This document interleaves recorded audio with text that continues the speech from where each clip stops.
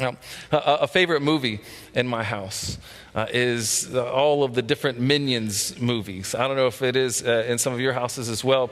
The first movie in that series was Despicable Me. And I think it's actually quite an underrated Father's Day movie. I might have to watch it later today. But in the movie, what happens, it tells the story of this evil villain named Gru.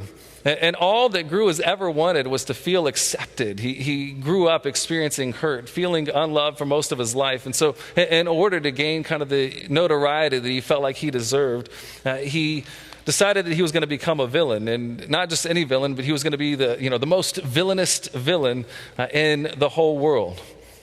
And this was all going well until these 3 orphan girls entered into his life, and he decided to use them to try to spy on one of his enemies. It ends up backfiring, and he ends up becoming the dad that he never wanted to be to these 3 little girls who crawl all over him. And what happens in the movie is that their love for him changes him. The ways in which these 3 girls just love him gives him a new purpose in life. The love that they share with him births within him a kind of love that he never knew.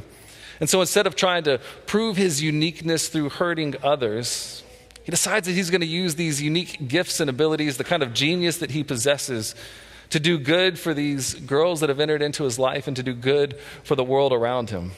Gru's story is a story of redemption.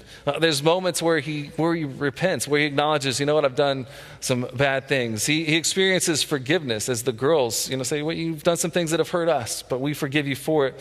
And then he goes on and he tries to correct some of the damage that he's done. And he tries to do good in the process. And through all of this, he's learning how to love.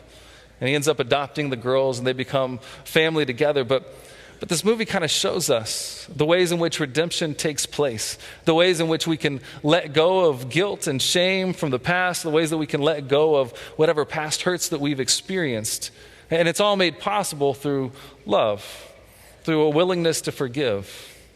And I think this kind of points us to what God has done for us in Jesus.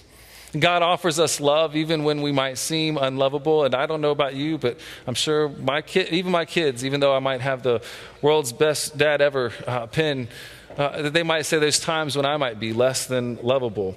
My wife would say that, I'm sure. But there's times in our lives when we might be less than lovable, but yet God continues to pour out unconditional love towards us. There might be times when we might be the most villainous of villains, but yet God continues to show love to us. In Jesus, God offers us forgiveness. He wipes away our guilt and shame, and he offers healing for our pain. We're offered redemption, this opportunity to have whatever things that we're holding on to and carrying healed.